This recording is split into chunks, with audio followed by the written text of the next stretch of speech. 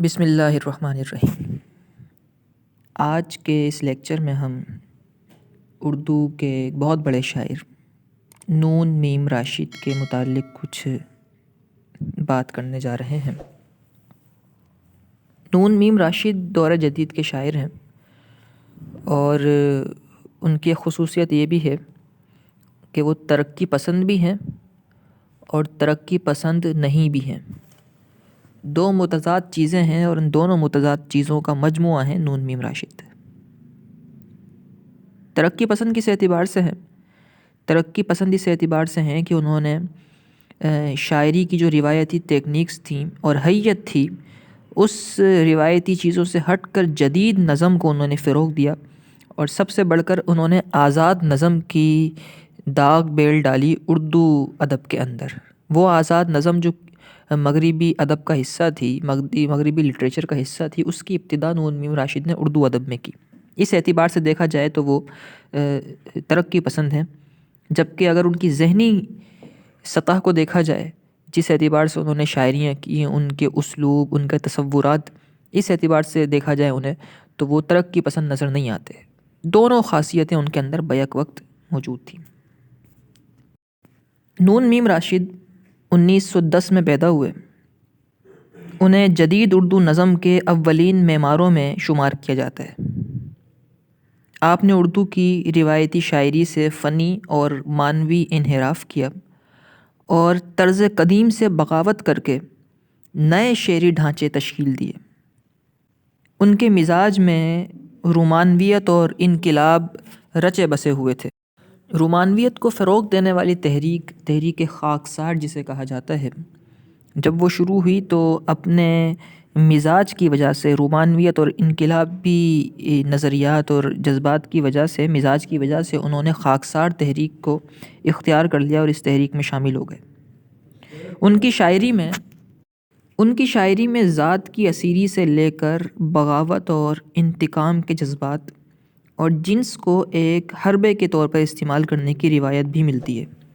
سب سے بڑی بات یہ ہے کہ وہ زندگی سے فرار چاہتے ہیں۔ نون میم راشد نے اپنی شاعری میں انسانوں کو آفاقی تناظر میں دیکھا ہے، اور اس تناظر پر پہنچ کر، اس مقام پر پہنچ کر ان کی شاعری فکر و رنگ و نسل اور اقوام کے محدود تصورات سے ماورا ہو گئی۔ وہ اس سلسلے کے شاعر تھے جو عربی، فارسی، ہندی، انگریزی زبانوں کے سرچشموں سے بے انتہا فیضیاب ہوئے، اور ان کے نئے تجربات جو انہوں نے کیے، ان تمام زبانوں کی آمیزش کے ساتھ، انہوں نے ادب کی سرزمین میں نئے دروازے کھولے۔ نون میم راشد نے آزاد نظم کو تجربے کی روایت بنانے میں نمایاں کردار ادا کیا۔ ان کی کئی کتابیں ہیں، 3 کتابیں کے نام میں لے لیتا ہوں یہاں پہ۔ ایک کتاب ہے ماورائے ایران، دوسری کتاب ہے اجنبی، اور تیسری کتاب ہے لا انسان۔ ان تینوں کتابوں کے مطالعے سے معلوم ہوتا ہے کہ ان میں کہیں کہیں گہرائی اور سنجیدگی بھی ہے، مگر عام طور پر ان کی ذات ایک من چلے نوجوان کی ذات لگتی ہے، جس کے اندر جنسی جذبات ہیں، اپنی تہذیب، مذہب اور اخلاق سے بغاوت کی خواہش کی ترغیب ہے، اور ہوس پرستی ان کے کلام کی نمایاں خصوصیت ہے۔ یوں لگتا ہے کہ عیش و عشرت ان کا مذہب ہے، شراب ان کا مسلک ہے، اور جنسی جذبات کی تسکین ان کی زندگی کا مقصد ہے۔ اب یہاں ہم ان کی شاعری کی چند خصوصیات کا بیان کر دیتے ہیں۔ ان کی شاعری کی پہلی خصوصیت یہ ہے کہ ان کی ابتدائی شاعری جو تھی وہ بڑی بے تکلف اور بے تکی اور بے اثر قسم کی شاعری تھی۔ وہ اختر شیرانی کے خیال کی نہج اور ان کے بیان کا جو پیرایا تھا اس سے متاثر نظر آتے ہیں۔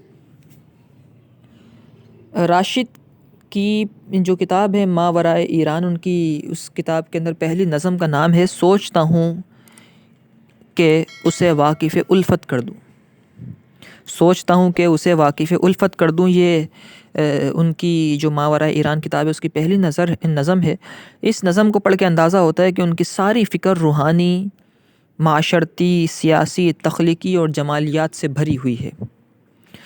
ایک شعر انہوں نے کہا کہ گھبرا کے نکل جاؤں گا آغوش سے تیری، عشرت گہے سرمست و خیا پوش سے تیری۔ تو اس طرح کے شعر انہوں نے کہے ہیں۔ ان کی کچھ نظمیں، ویسے تو ان کی شاعری بے تکی کی ہے، ابتدائی شاعری، لیکن کچھ نظمیں ان کی ایسی ہیں کہ جو بہت اچھی ہیں، جیسے کہ ایک ان کی نظم ہے مرگ اسرافیل کے نام سے۔ مرگ اسرافیل ایک نظم ہے، صبا ویران ایک نظم ہے، صحرائے نورد ایک نظم ہے ان کی، پیر دل ایک نظم ہے، اور حسن کوزہ گر، یہ کچھ ایسی نظمیں ہیں کہ جو لازوال نظمیں ہیں اور بے مثال نظمیں ہیں ان کی۔ ان کی شاعری کی دوسری خصوصیت ان کا مخصوص انداز بیان ہے۔ انداز بیان کی ہیڈنگ بنا سکتے ہیں۔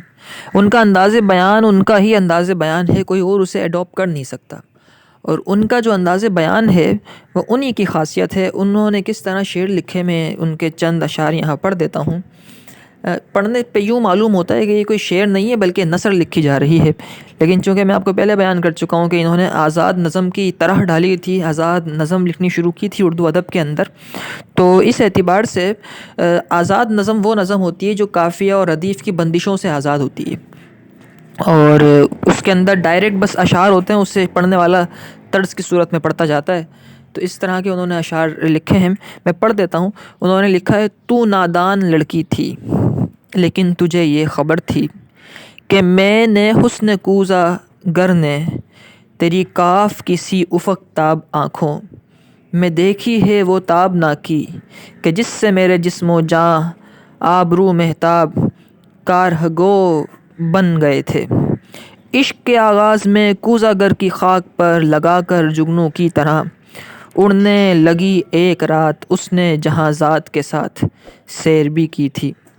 وہ کشتی، وہ ملاح کی بند آنکھیں، کسی خستہ جاں رنج پر کوزہ گر کے لیے ایک ہی رات وہ کہربا تھی۔ تو اس طرح کے اشعار انہوں نے لکھے ہیں جنہیں پڑھ کے عموماً معلوم یہ ہوتا ہے کہ یہ ان کے شعر نہیں ہیں بلکہ نثر لکھی ہے، انہوں نے نظم نہیں لکھی، اور یہی ان کا مخصوص وہ انداز ہے، انداز بیان ہے جس کے بارے میں ہم بات کر رہے تھے۔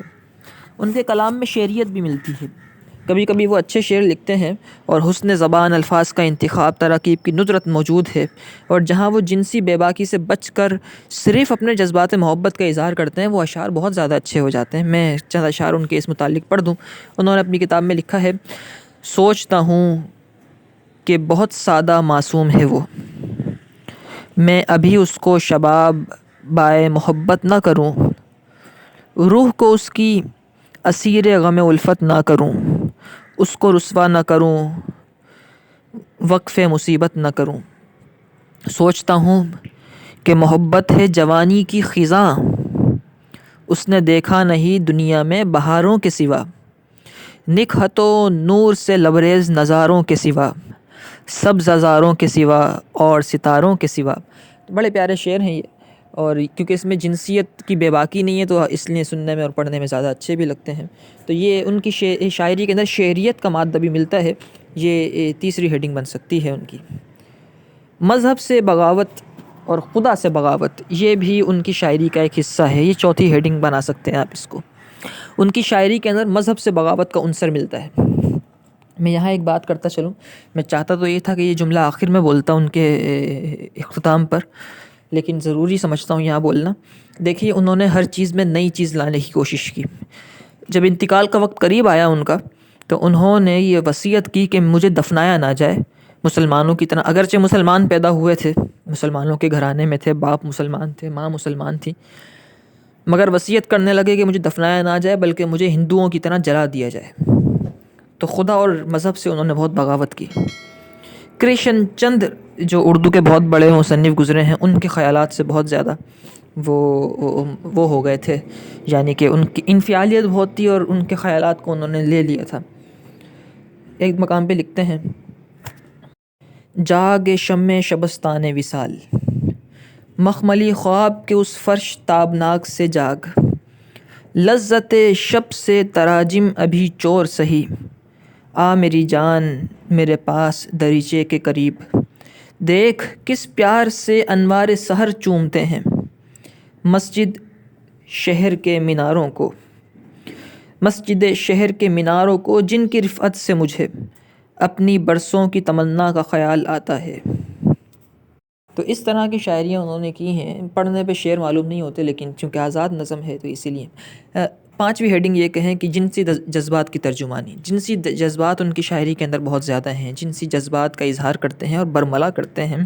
بہت سی نظمیں ملتی ہیں جس میں انہوں نے بہت کھل کر جنسی جذبات کا اظہار کیا ہے۔ میں ان کے شعر پڑھ دیتا ہوں، انتہائی نامناسب اشعار ہیں لیکن پڑھنے میں کیا ہے۔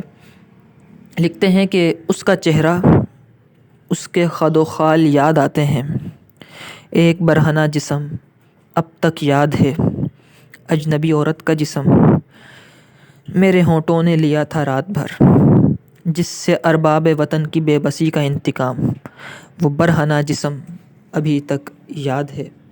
تو اس طرح کے یعنی کہ غیر اخلاقی اشعار بھی انہوں نے کہے ہیں، لیکن چونکہ یہ جنسی جذبات کی ترجمانی ہے اس لیے اس کو جنسی جذبات کی ترجمانی کے تحت لکھا جا سکتا ہے، یا ایک ہیڈنگ مزید بھی بنائی جا سکتی ہے غیر اخلاقی مضامین کے نام سے۔